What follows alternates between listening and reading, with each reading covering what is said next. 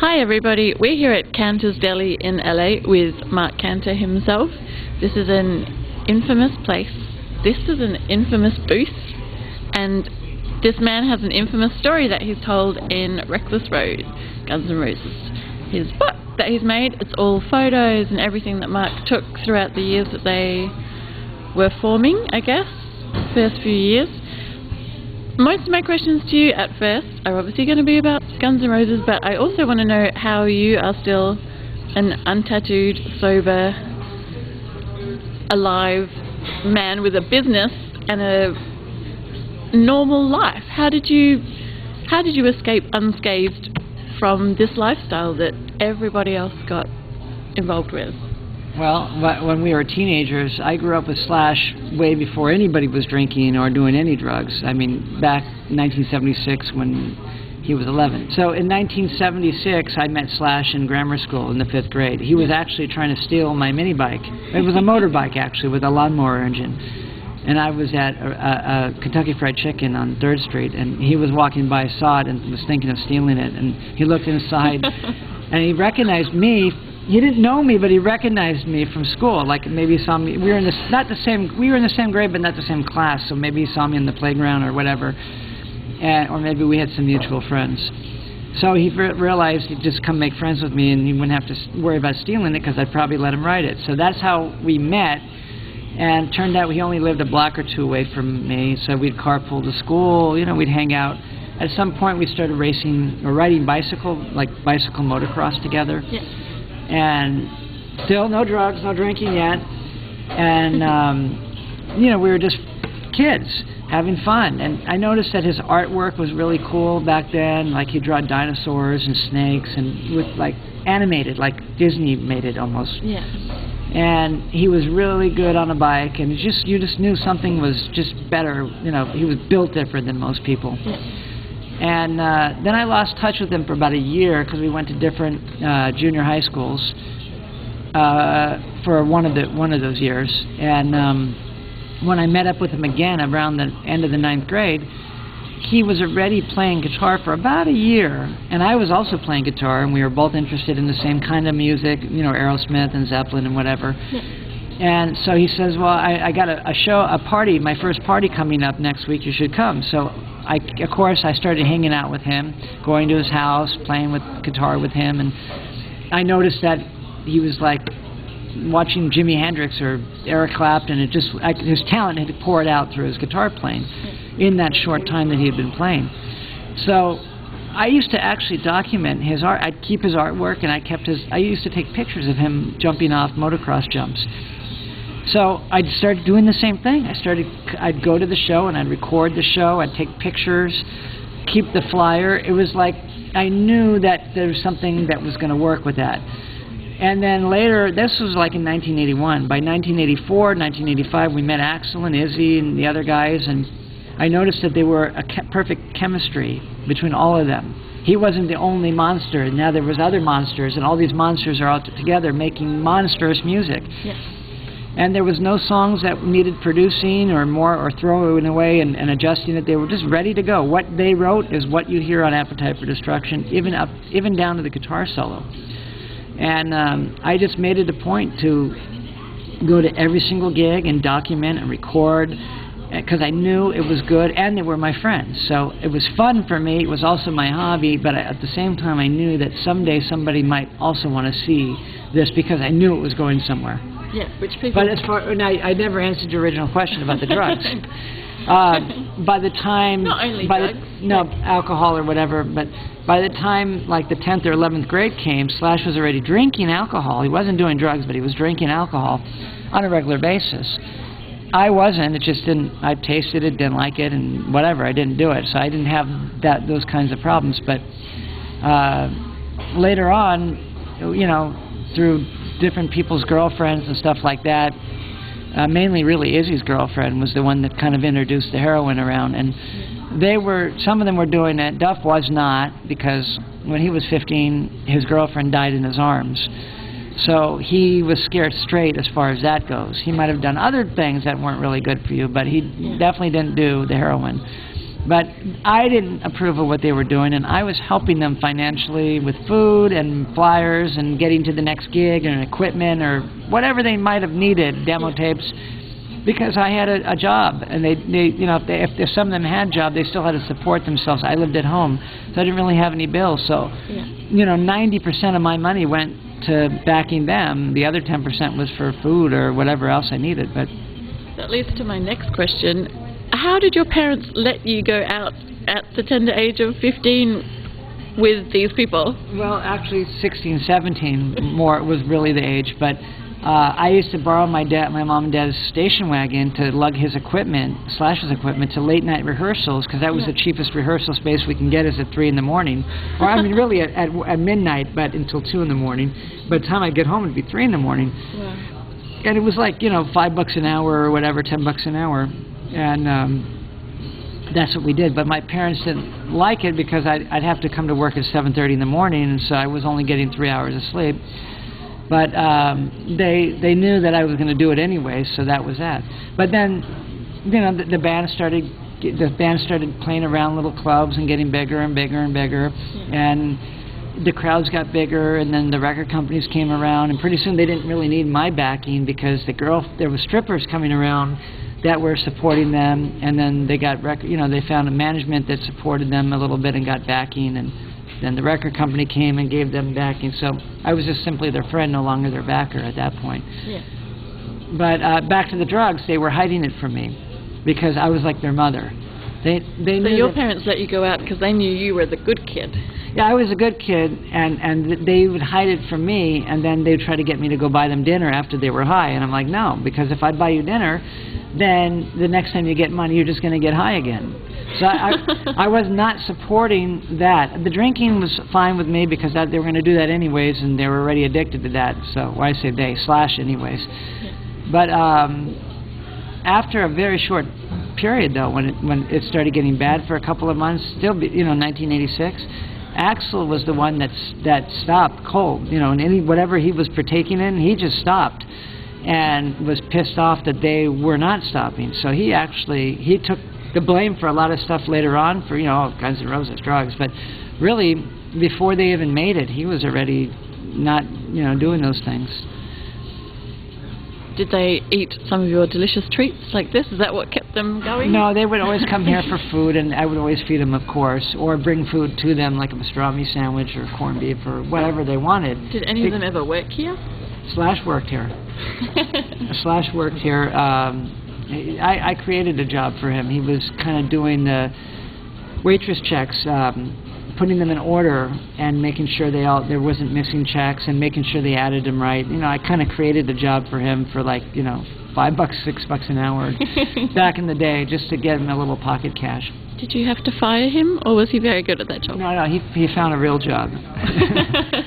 He worked at different places. Okay. How long has Canters been around for?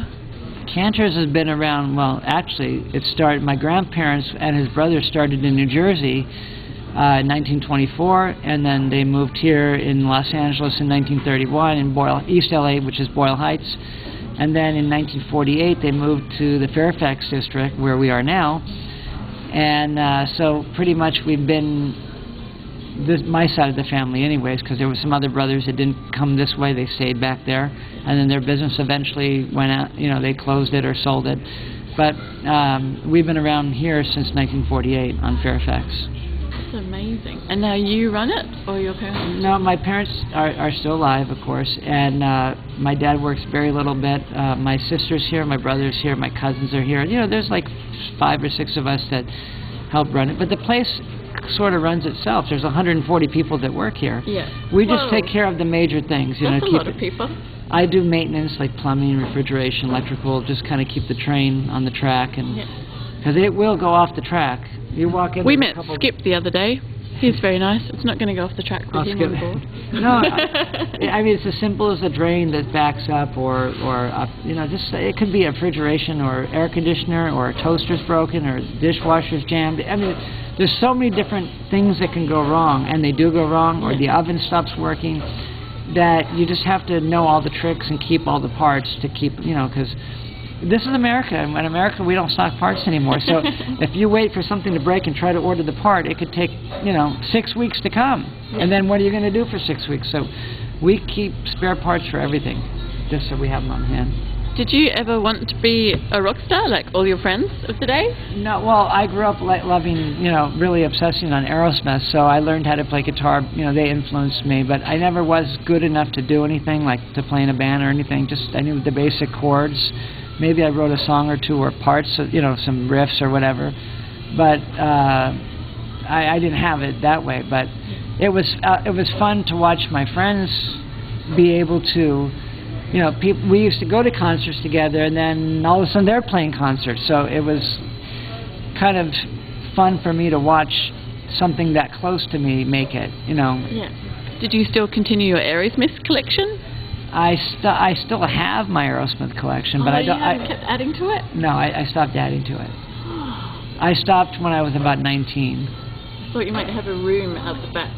My whole room was plastered, even the ceilings in Aerosmith. Every square inch was plastered. You still love them though? No, yeah, of course. How many times do you think you've seen Guns N' Roses? Well, in the club days, at least 50 times, because there's 50 gigs in that book. But after they made it, I probably saw them another 20 times. They'd fly me around sometimes to see different. I was at the I flew to Giant Stadium where they filmed Paradise City. Yep. Not because they were filming Paradise City. I didn't even know they were going to film Paradise City that day. I went because Deep Purple was on the bill. It was Aerosmith, Deep Purple, and Guns N' Roses, 3 of my favorite bands. So Deep Purple was not on that tour. They just were put on for that one gig because it was at a big stadium. And so I flew out for that one. They flew us out to a couple of ones in Cleveland, or Axel flew us to Rio, my wife and I. So just different. Every time they come here, I saw them 4 nights at the Forum, and in '91 on that Use Your Illusion tour, and a couple times in '92 at the Rose Bowl and the Coliseum and that kind of stuff. So I don't know, maybe 15 times after that. It says in here that it's either in here or Mick Wall's book that you're kind of an 6th member of Guns N' Roses because you were with them so much. And Duff actually says it in my book. He says I was like when the band first formed, I was like the 6th member of the band because I was always around. I cared what they were doing. I was at the rehearsals, and I was helping them financially and food-wise, or just moral support, my opinion, whatever. So even though I didn't play the music or write the music, I was there while it got written, and I was there while they performed things for the first time, and I helped them get to the next gigs in in many cases with flyers and whatever it took. So I was part of it. I was part of the gang. Did you ever act as stylist to these boys? Act how? Stylist. Did you choose the assless chaps? No. No, I didn't. I've always been myself, just kind of showed I am who I am, and that was it. I didn't dress the part or look the part, or I'm just me. I think that's why I wanted to talk to you so much, because it's such a lifestyle that everybody, even the fans, it's all the buzz. They dressed the same, they got excited, and you came through unscathed, but still really good friends, and you've got this amazing document, but you were a good kid, and you've got a business and stable, and... I had a pair of leather pants, if that's what you mean, but... Does that count? I knew there must be something. No, that doesn't count. But dun, dun, dun. I actually... My wife used to cut their hair at the same time I was doing all that, but she wasn't my wife yet. She was just a girl, but I knew her anyways, and so now she's my wife. But so that's kind of a small world, but... And we were the ones that were the quiet ones. We didn't do anything bad, Yeah. That's amazing. They probably needed somebody like you. Well, yeah, you know what? They always looked at us as like we were the grounded ones. We were the ones that were down to earth, that you could, no matter what, even when they got big, and some of the people around them would bullshit them and tell them what they think they want to hear, that kind of stuff, because they either work for them or they're ass-licking them or whatever. They knew that if they asked my opinion, they were going to get what I really thought, not what I think they want. I used to argue with them. They'd come to me for advice, and I'd tell them what I thought. And if they didn't agree with what I said, we'd argue about it. But So there, that shows you that if we're arguing, it means I'm not agreeing or I'm giving my true opinion. But my opinion meant something to them because they looked up to me because I was the one that was stable. But when they were on the streets, I had a job. I came from a good family, that had a history in Los Angeles. So I was like a celebrity in a way. So when they got 100 times richer than I was, they still thought I was 100 times richer than they were, because how could I not be?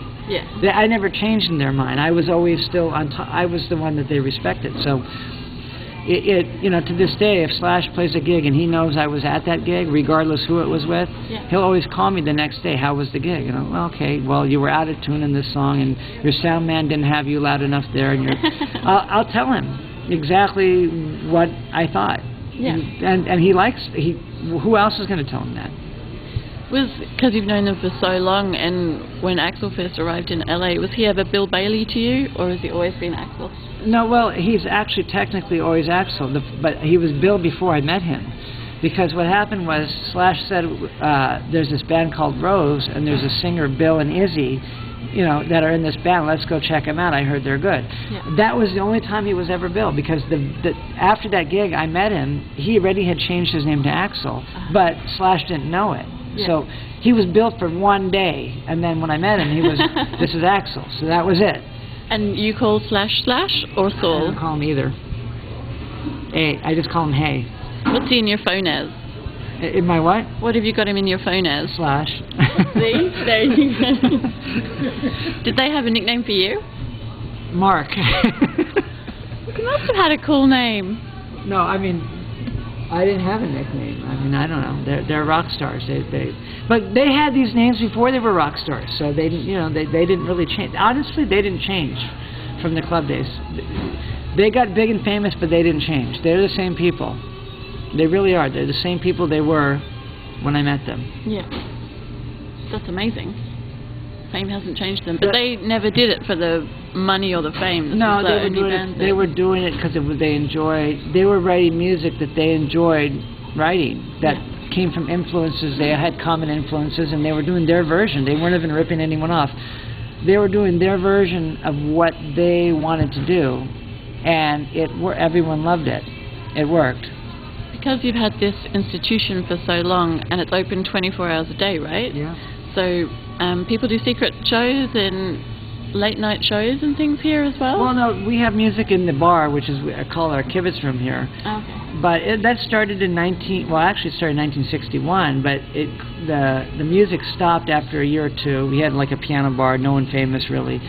Although through the 60s you had everybody in here, the Stones and the Doors and the whatever, Yardbirds, the Turtles, for example, they were all here hanging out on a regular basis. But we didn't have music. If we did, they probably would have got up and jammed or whatever. But in 1990, the Wallflowers were the first band to really start here. But they didn't play as the Wallflowers. They played as musicians with their friends. And they got up and they didn't do Wallflower songs. They did songs from the 60s or 70s that they grew up liking. And they didn't even really know all those songs. They had songs sometimes that fall apart. Not everybody knew how it really went. They'd try to pull it off, and sometimes they did, sometimes they did. They were just totally winging it. And from that, all the nights became filled because other people wanted to play also. And they couldn't all play in the same night. So now we have music 7 nights a week. But if you're wondering about that, yeah, sure, Melissa Etheridge played here with Jackson Browne. They were in one night eating, and they got up and jammed with whoever was playing here. Different people, the Black Crowes jammed here, Chrissy Hyde, the Pretenders, some of the members, they played the Wiltern Theater about 2 years ago, and afterwards they came here and got up and played 3 or 4 songs. So it's a very loose atmosphere. Slash did play here 1992 a couple of times. On the jam night, he'd just come and pick up someone's guitar and plug it in, and he'd still sound like Slash, though. Even though it was like a Strat that was bought yesterday, it still sounded like a Les Paul, and it was Slash. But and no one's going to say, no, you can't actually borrow my guitar? No one's...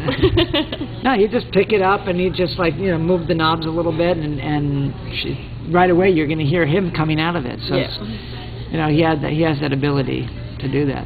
Have you... music today has obviously changed, and in here it always talks about the buzz of Guns N' Roses and the build-up. Do you think any bands have that today that you see coming through? No, well, to me, I'm hard to impress musically because I can imagine. You've got a pretty good pedigree. No, I'm even bored seeing Aerosmith these days. I've seen, you know, all these bands in their prime, and when they come around again 25 years later, it doesn't really excite me. Yeah. But I am going to see System of a Down. They're the only band that has impressed me, honestly. I'm not saying I don't like any bands that I do, yeah. but they're the ones that would actually impress me enough to go on eBay and actually buy some tickets to go see them. Yeah. And because I don't really get excited about that anymore, but they excite me. I like that band a lot. My son was actually in a band that was doing well in the LA scene, you know, at the Whiskey and places like that.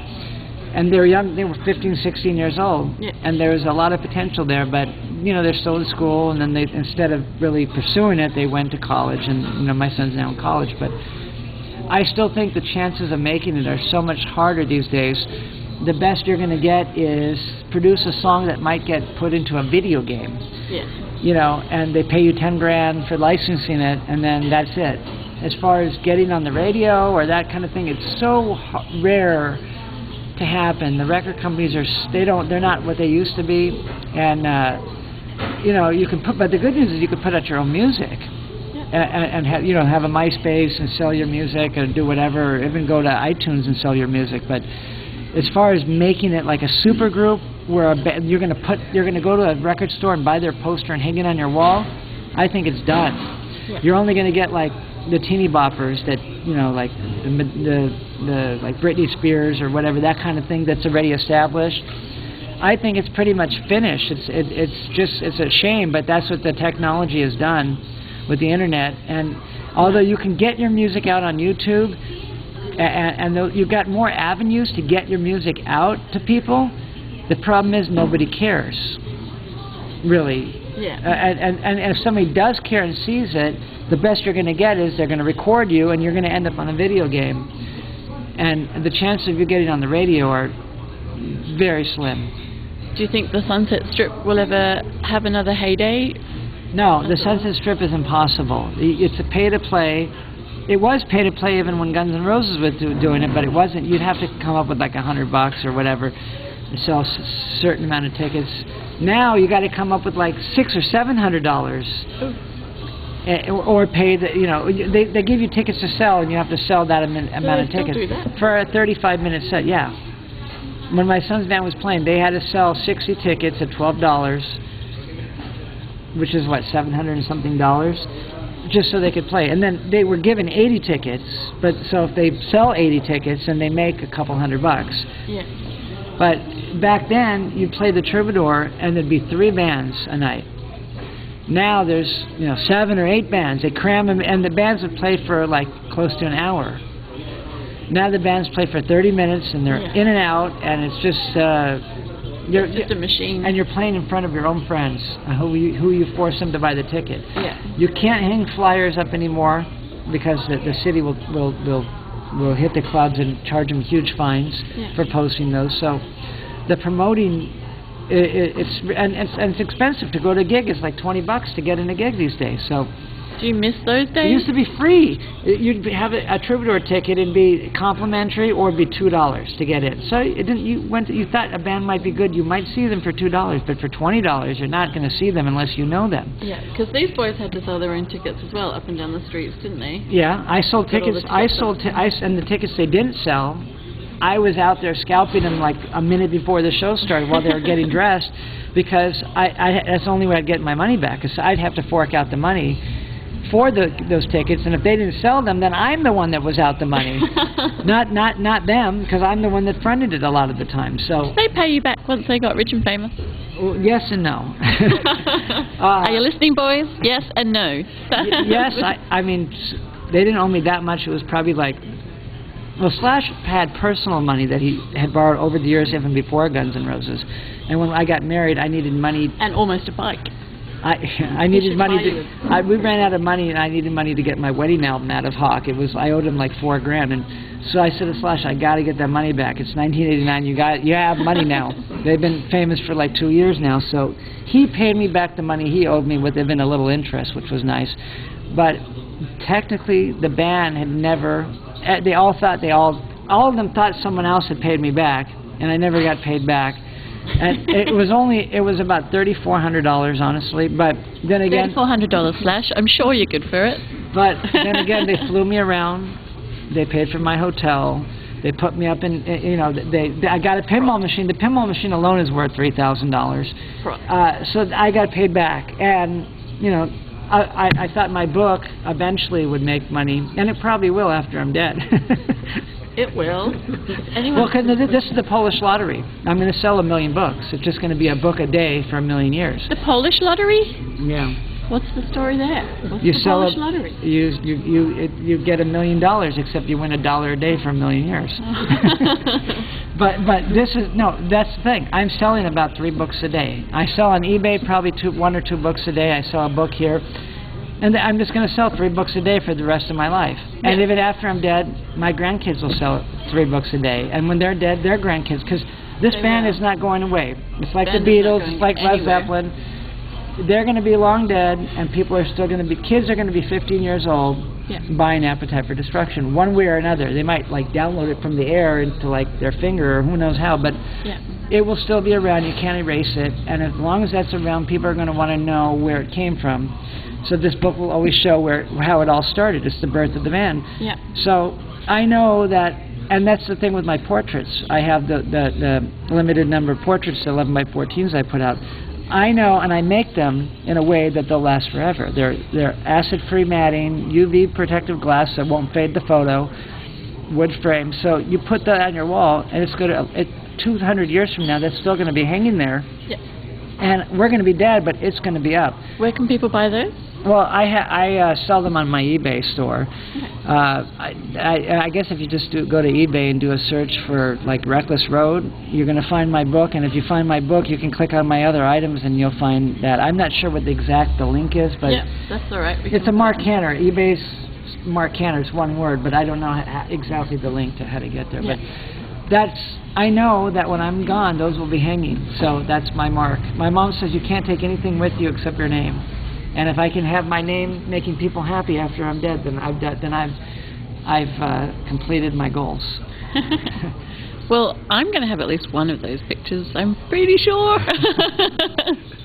As soon as we saw them the other day, then I was like, oh, that's unbelievable. I got a bunch of different pictures, actually. I have 40 different ones that I sell. People think I'm crazy to put that many out because it sort of kills the market if you have only 1 or 2. But the difference is, there's one from Rocket Queen, the first time Rocket Queen was played. There's one from Nitron. There's one from Welcome to the Jungle. There's one from Paradise City.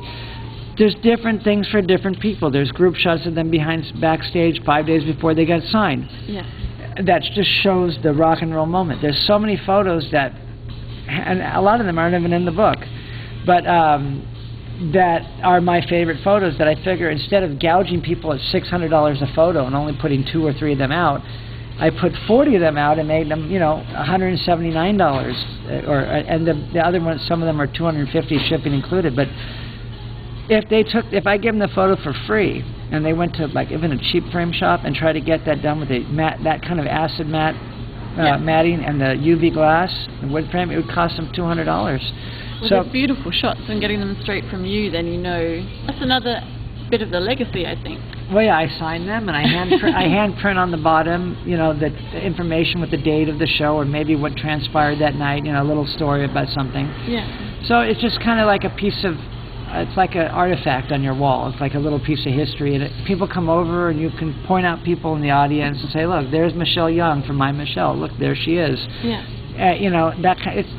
That's what makes a photo fun. It's not just the person in the photo, but the story behind the photo. Yeah. And I only picked photos that have stories behind them.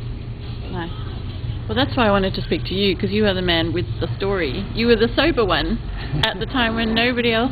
And you remember everything. Your memory is incredible. Not only because you've got it documented, well, but I wish my memory was that good in school, because I didn't...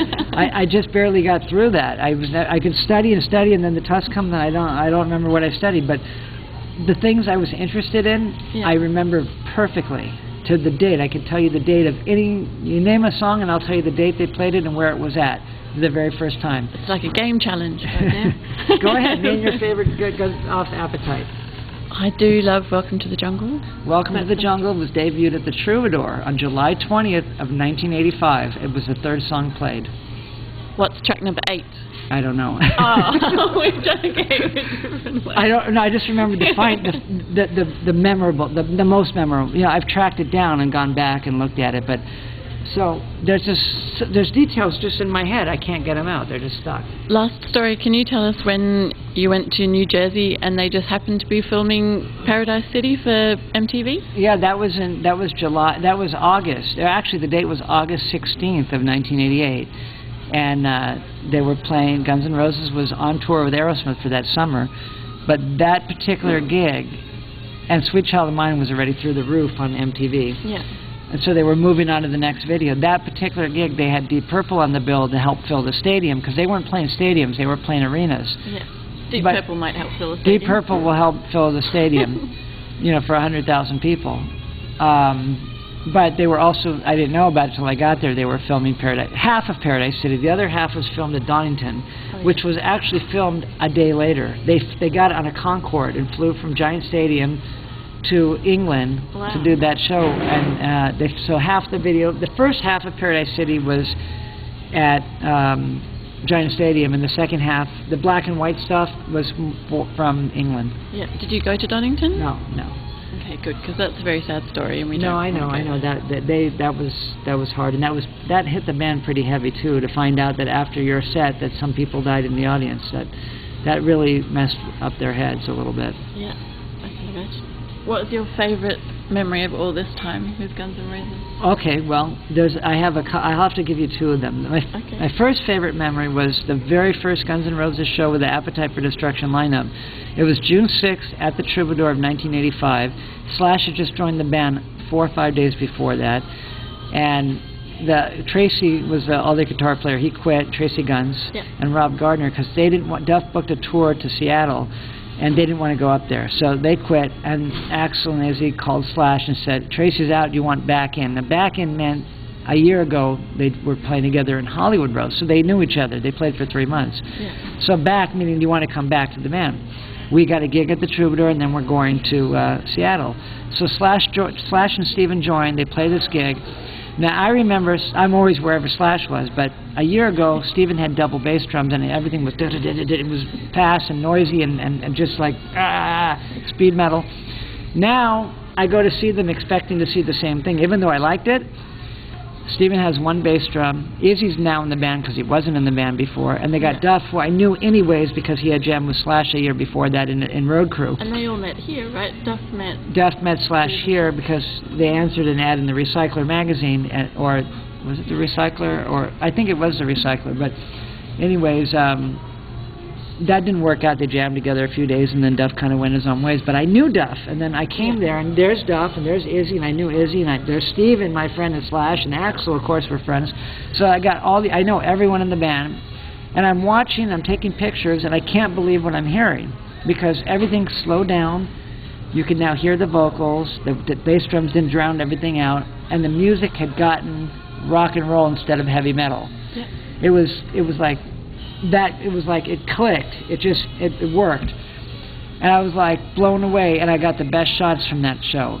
And my second show, that was my favorite, was at the Street Scene, September 28, 1985. And they were scheduled to go on at 5:30, and Social Distortion was scheduled to play after them. And the show was running 3 hours late, and was Guns N' Roses late, or Guns N' Roses? No, the show was running late. Guns N' Roses come on, they think it's going to be, and they can't believe it's not Social Distortion. So they're throwing like hamburgers and they're spitting, and they see like Les Pauls and makeup and New York Dolls, and no, they want like Social Distortion, right? But after the third or fourth song, they had won that crowd over, and the crowd was just moshing to what they were doing. And that was the first show they played in front of 2,000 people. Before that, they played in front of 200 people or 100 people at the Troubadour. They maintained the stage, and they held that crowd like a stadium gig. It was like seeing the Rolling Stones at the Coliseum. Yeah. They were rock stars, and it's also one of my favorite photos from the book. Is that if you look at that show, it's absolutely intense. When they were all spitting on each other? Yeah, and that was Slash's first gig that he used the Les Paul. Nice. So that gig told me that this is not only a band that could write and looks good, they could maintain a crowd. Yeah. So they could hold a crowd, they could hold their own with a crowd. So that was the third element missing that I didn't know they had the capability of doing. Yeah, and then you knew it was off from there. After that, I knew no matter what, they could do whatever. That was it. That was the gig that told me that they're as good as I really believe they are. Yeah. Well, if you are a budding rock star and want a book to learn how to do it, some styling tips, Atlas Chaps not included, that's not style, then if you're a historian, if you're a rockhead, if you like music at all and want to know where it started and proper history, this is the book to do it. So thank you, Mr. Marc Canter. It's been lovely speaking to you. You're an amazing man. Thank you for talking to me. No problem.